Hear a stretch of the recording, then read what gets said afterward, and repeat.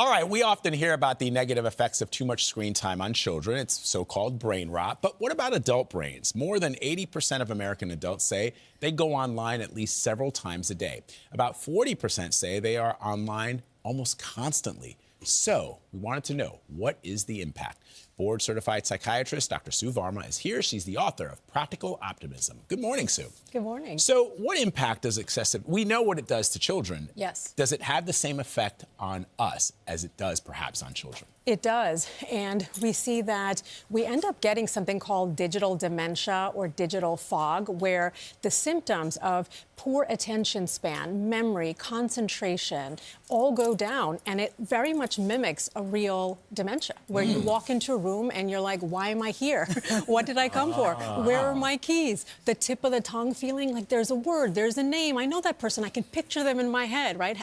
And you can't, the word doesn't come to mind. So it very much looks like a dementia in the sense that, like, if you don't use it, you lose it. But also, there are real structural changes in the brain for people who are using excessive screens. And we see that a lot of older adults are using 10 hours a day. So that's 7.5 hours of TV plus 4 hours of phones. Wow. Whoa. And you say when it comes to the various age groups, seniors are some of the, I don't want to say worst offenders, we'll use heavy hitters. Yes. Number one, what's your definition of a senior? Be careful how you answer that. Not you, Gayle. And why do you think that is? Yeah. What's the definition of a senior? It used to be over 65. Is that still true? Yes, yeah. And, you know... I was hoping it was over 90.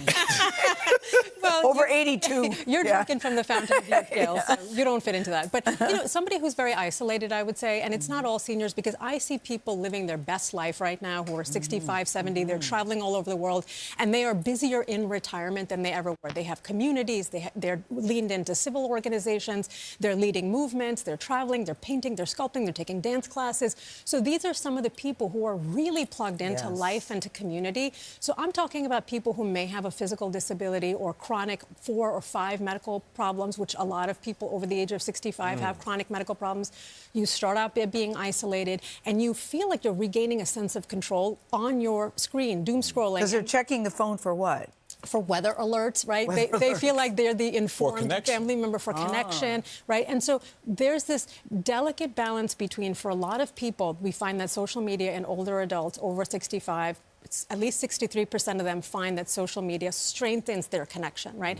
So there's this really positive benefit. And at the same time, using it within limits, 2 to 3 hours a day for active use, can decrease your rates of dementia by 58%. But I'm talking about active use, connecting screen time, problem solving, things like that. So what are some tips for people that want to reduce their screen time? Yes. I just hate the phrase brain rot.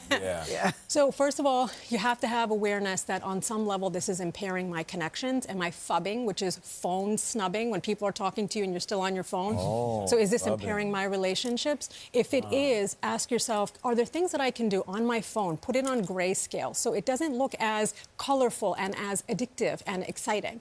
The other thing is, if I'm checking the weather, am I checking the news? Can I use a newspaper instead, right? Or in addition to. Am I checking the time? Do I need to give my grandparent a watch? Can I use word games? Scrabble, board games with people, connecting in real life, one connection in person, going for a 10-minute walk. Those are some great tips. Dr. Sue Varma, thank you so much. And I am that person that needs to reduce screen time, so I'm with